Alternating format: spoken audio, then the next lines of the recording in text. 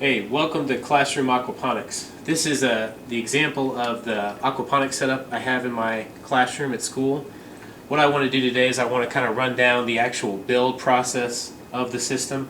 I really regret not having documented this while I was building so that you guys, when you're looking at this video, you could get a better idea. So what I want to do is I kind of want to talk you through the build, and if you have any questions, you can send me an email or comment directly on the page.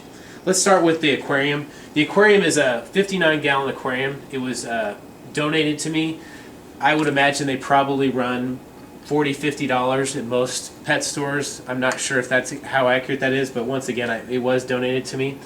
Let's move on to the pump itself. The pump came from Lowe's. The brand of the pump is called Smart Pump. It's a 330-gallon per hour pump. It's actually a pretty nice pump so far. Right now I'm currently playing with the flow rate, trying to adjust it to a desirable amount. That goes into a 1.5 inch diameter, inner diameter vinyl hose that runs all the way up to the top. I've purchased this plastic barbed fitting that basically pulls down into the hose, and I zip tied it, and then it's threaded onto a threaded half-inch couplet. That's then one side of this couplet is threaded, the other side's a slip joint. It's fitted and it goes all the way through to a half-inch elbow joint.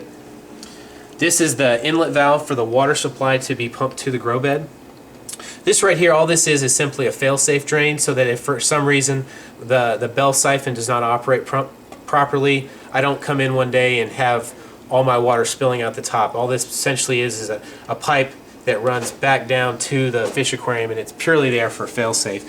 What these rubber gaskets are, these are unisil fittings, and they're basically a rubber gasket that you can get different sizes, and you basically use the hole saw and cut through whatever material you're cutting through, and then you basically just push the piping through it. There's no thread at all on it.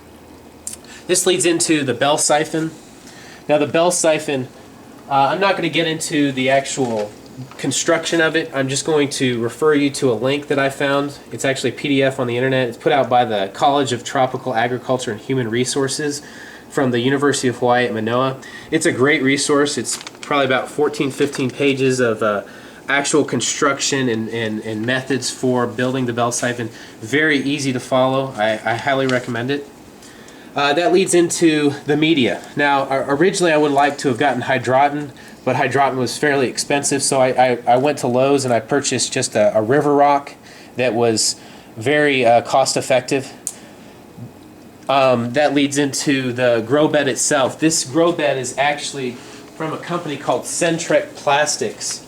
It's called their Super Tub, and the dimensions are 36 inches by 24 inches by 8 inches. Roughly has a volume of just under 30 gallons. It seems to be working well.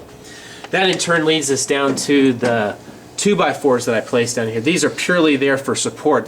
There's probably 125 pounds of rock here, and I really didn't want that resting directly on the sides of the aquarium, so that's mainly for support of the actual grow bed itself. Like I said, if you have any questions or comments, leave them in the channel page or email me. I'd be happy to answer them, or if you have any ideas that could help me out in my classroom, I greatly appreciate it. Thanks.